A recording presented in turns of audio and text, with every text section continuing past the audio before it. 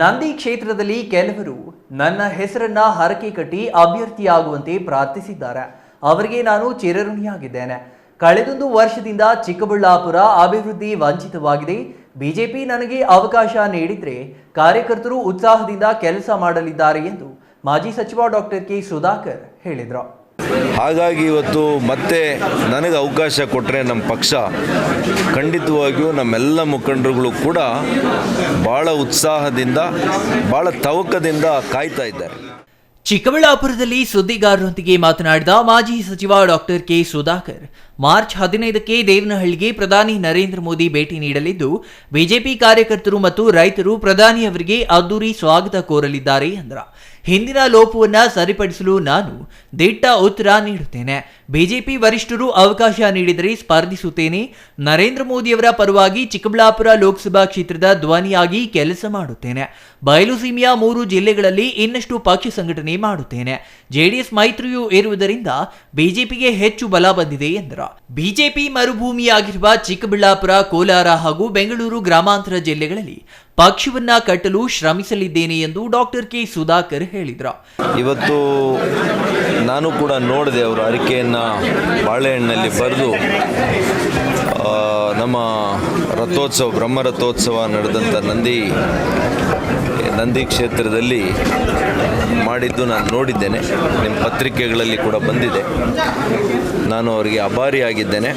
ನನ್ನ 15 ವರ್ಷಗಳಿಂದ ಈ ಕ್ಷೇತ್ರದಲ್ಲಿ ನಾನು ಮಾಡಿರ್ತಕ್ಕಂಥ ಸೇವೆ, ಅವರು ಇವತ್ತು ಆ ಸೇವೆಯನ್ನು ಇವತ್ತು ನೆನಪು ಮಾಡ್ಕೊಳ್ತಾ ಇದ್ದಾರೆ. ಮತ್ತು ಕಳೆದ 1 ವರ್ಷದಿಂದ ಏನು ಅಭಿವೃದ್ಧಿ ವಂಚಿತ ಚಿಕ್ಕಬಳ್ಳಾಪುರ ಆಗಿದೆ, ಇವತ್ತು ಅವರು ಎಲ್ಲರೂ ಕೂಡ ದಿಗ್ಭ್ರಮೆಗೆ ಒಳಗಾಗಿದ್ದಾರೆ. ಹಾಗಾಗಿ ಇವತ್ತು ಮತ್ತೆ ನನಗೆ ಅವಕಾಶ ಕೊಟ್ಟರೆ ನಮ್ಮ ಪಕ್ಷ ಖಂಡಿತವಾಗಿಯೂ ನಮ್ಮೆಲ್ಲ ಮುಖಂಡರುಗಳು ಕೂಡ ಭಾಳ ಉತ್ಸಾಹದಿಂದ ಭಾಳ ತವಕದಿಂದ ಕಾಯ್ತಾ ಇದ್ದಾರೆ. ಕಳೆದ 1 ವರ್ಷದ ಹಿಂದೆ ಆದಂಥ ಏನು ಲೋಪ ಆಗಿದೆ, ಆ ಲೋಪವನ್ನು ಸರಿಪಡಿಸಿ ಉತ್ತರವನ್ನು ಭಾಳ ದಿಟ್ಟ ಉತ್ತರವನ್ನು ಕೊಡಲಿಕ್ಕೆ ಕಾಯ್ತಾ ಇದ್ದಾರೆ. ಸರಿ, ತಾವು ಟಿಕೆಟ್ ತರೋದಕ್ಕೆ ಯಾವ ಥರ ಪ್ರಯತ್ನ ನಡೆಸಿದ್ದೀರಿ? ನಾನು ಯಾವ ಪ್ರಯತ್ನನೂ ಮಾಡ್ತಾ ಇಲ್ಲ. ನಾನು ಹೈಕಮಾಂಡ್ನವ್ರಿಗೆ ಅವಕಾಶ ಕೊಟ್ಟರೆ ನಾನು ಚಿಕ್ಕಬಳ್ಳಾಪುರ ಕ್ಷೇತ್ರದ ಉಮೇದುವಾರಿಕೆಗೆ ಅವಕಾಶ ಕೊಟ್ಟರೆ ನಾನು ಕಣದಲ್ಲಿರ್ತೇನೆ. ನಮ್ಮೆಲ್ಲರ ಪ್ರೀತಿಯ ಪ್ರಧಾನಮಂತ್ರಿಗಳು ಶ್ರೀ ನರೇಂದ್ರ ಮೋದಿ ಅವರಿಗೆ ಒಂದು ಅವರ ಹೆಗಲು ಕೊಡುವಂಥ ಕೆಲಸ, ಬೆನ್ನೆಲುಬಾಗಿ ಕೆಲಸ ಮಾಡುವಂಥದ್ದು, ಅವರ ಪರವಾಗಿ ಈ ಕ್ಷೇತ್ರದ ಧ್ವನಿಯಾಗಿ, ಚಿಕ್ಕಬಳ್ಳಾಪುರ ಕ್ಷೇತ್ರದ ಧ್ವನಿ ಇಡೀ ದೇಶದಲ್ಲಿ ಕೇಳುವಂಥ ಕೆಲಸ ಮಾಡ್ತೇನೆ.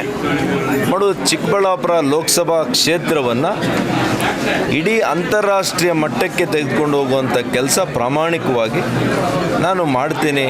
ಅದಕ್ಕೆ ನನಗೊಂದು ಅವಕಾಶ ಕೊಡಬೇಕು.